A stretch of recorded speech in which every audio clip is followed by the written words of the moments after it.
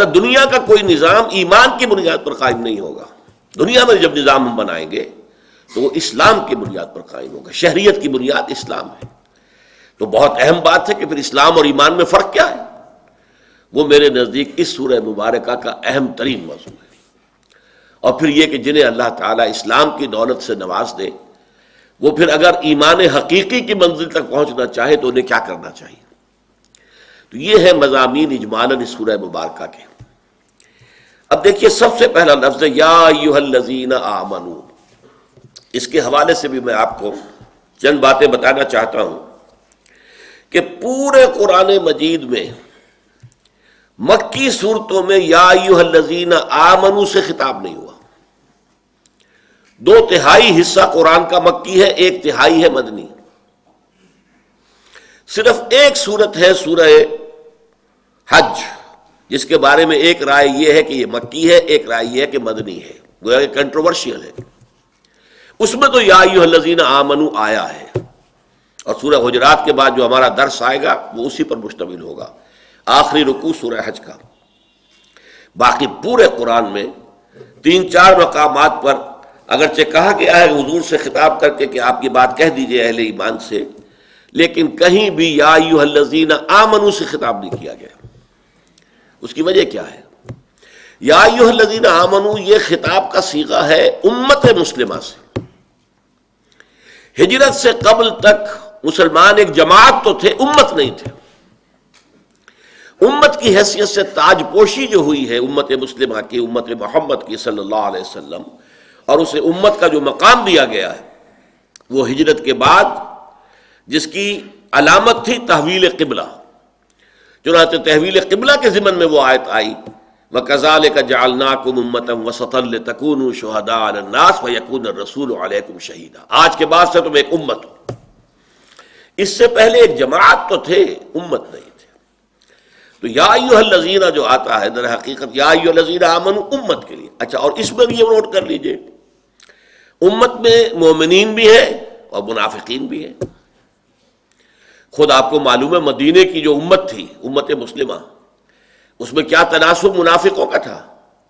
1/3 کے قریب تعداد منافقین کی تھی، اس لیے کہ اس کا بھانڈا پھوٹ گیا جب غزوہ احد میں 1000 آدمی حضور کے ساتھ مدینے سے نکلے ہیں. دامن احد میں جا کر جو ہے ڈیرا ڈالا ہے، پڑاؤ ڈالا ہے. پھر صبح کے وقت صف بندی ہو رہی ہے، اب آمنے سامنے دشمن آ گئے. ادھر سامنے جو ہے وہ قریش کا لشکر ہے اور ادھر مسلمانوں کا. این اس وقت 300 آدمی چھوڑ کے چلے گئے میدان سے عبداللہ ابن ابی کی سرکردگی میں. 1000 میں سے 300، 30% منافقین پہ مشتمل تھے. تو امت مسلمہ سے جب خطاب ہوگا یا ایھا الذین آمنوا سے تو اس میں اہل ایمان بھی شامل ہے، منافق بھی شامل ہے. کہیں بھی قرآن مجید میں یا ایھا الذین نافقوا نہیں آیا. اے وہ لوگوں جو منافق ہو گئے، پورے قرآن میں کہیں نہیں ہے.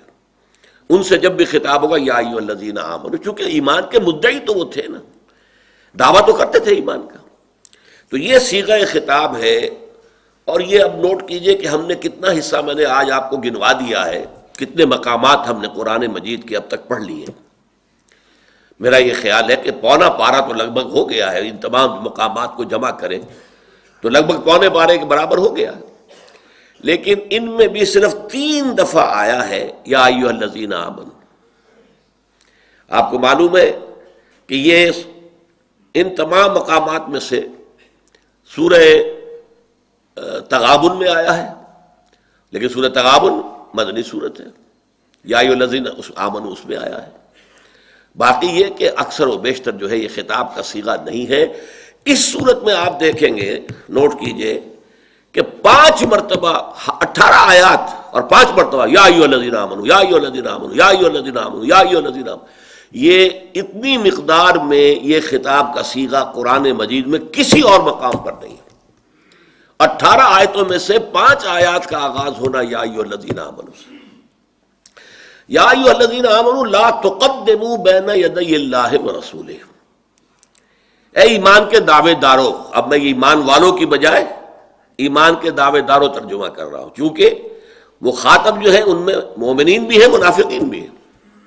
اے ایمان کے دعوے دارو، لا تقدموا بین یدی اللہ ورسولہ، یہ تقدموا جو ہے اس کی دو قراءتیں آتی ہیں، ایک تو لا تقدموا اور یہ دوسری ہے لا تقدموا۔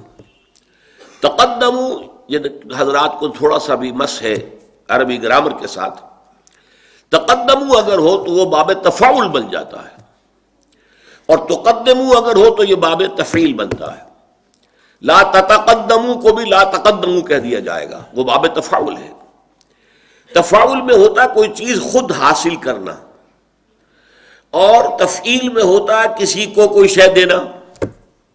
تعلم علم حاصل کرنا، خود حاصل کرنا، تعلیم کسی کو علم دینا، پہنچانا، سکھانا۔ خیرکم من تعلم القرآن وعلمہ، تم میں سے بہترین لوگ وہ ہیں جو قرآن سیکھیں، سمجھیں، حاصل کریں اور پھر پھیلائیں، عام کریں، اس کی تعلیم دیں۔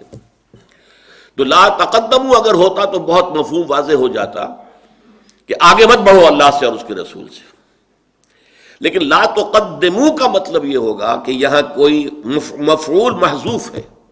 لا تقدموا انفسکم، مت آگے کرو اپنے آپ کو اللہ اور اس کے رسول سے، یا لا تقدموا رأیکم، اپنی رائے کو اللہ اور اس کے رسول کی رائے کے آگے مت کرو۔ لا تقدموا بین یدی اللہ ورسولہ، تو یہاں مفعول محذوف ہوگا۔ واتقوا اللہ، اور اللہ کا تقوی اختیار کرو۔ اللہ کی باس پرس کا احساس تمہارے دلوں میں جاگزی رہنا چاہیے، مستحضر رہنا چاہیے۔ ان اللہ سمیع علیم، یقیناً اللہ تعالیٰ سب کچھ سننے والا، سب کچھ جاننے والا ہے۔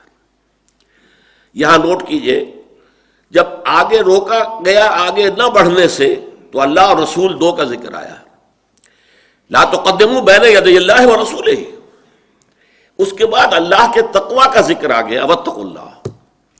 نبی کے ساتھ کیا کرو، یہ اگلی 4 آیات کا مضمون ہے۔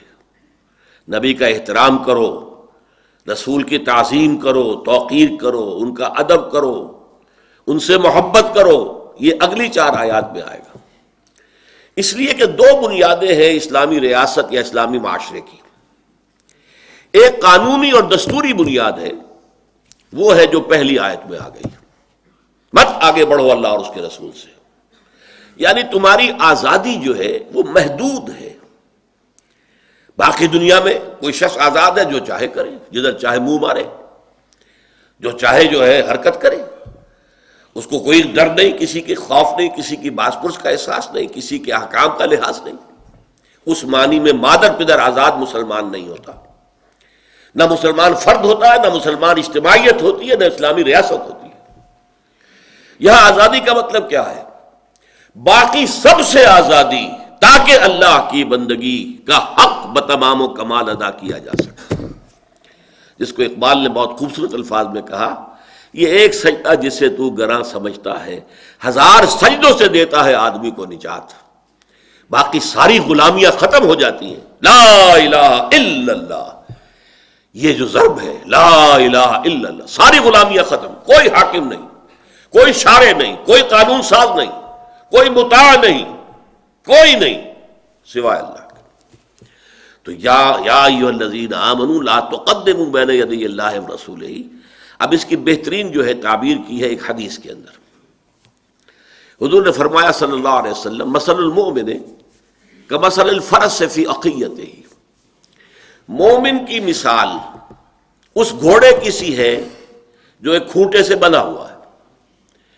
ایک گھوڑا ہے جس پہ نہ کوئی رسی لگی ہے، نہ اس کو کوئی باندھا گیا، وہ جدھر چاہے دائیں جائے، بائیں جائے، شمال جنوب، جب جائے کتنی دور جائے، دوڑ کر بکٹوٹ، وہ بکٹوٹ ہے نا، اس کی باغ ہی نہیں۔ ایک گھوڑا وہ ہے کہ جو ایک کھوٹے کے ساتھ بنا ہوا ہے، تو اس کی تو موومنٹ جو ہے محدود ہے، وہ تو جتنی رسی آپ نے باندھی ہے اتنا ہی تو وہ جا سکتا ہے، مشرق میں، مغرب میں، شمال میں، جنوب میں، اس کھوٹے کے گرد، باقی تو آگے تو نہیں جا سکتا۔ اس حدیث کو الحمدللہ کہ میں نے ایکسٹینڈ کیا ہے ذرا اسلامی ریاست کے اصل الاصول کو واضح کرنے کے لیے، کہ فرض کیجئے آپ کے پاس ایک گھوڑا ہے اور آپ یہ چاہتے ہیں کہ کھڑا کھڑا سست نہ ہو جائے، دوڑے بھاگے بھی، لیکن یہ کہ وہ کہیں بھاگ ہی نہ جائے۔ اب ایسا کیجئے کہ اگر کھلا میدان ہے 200 گز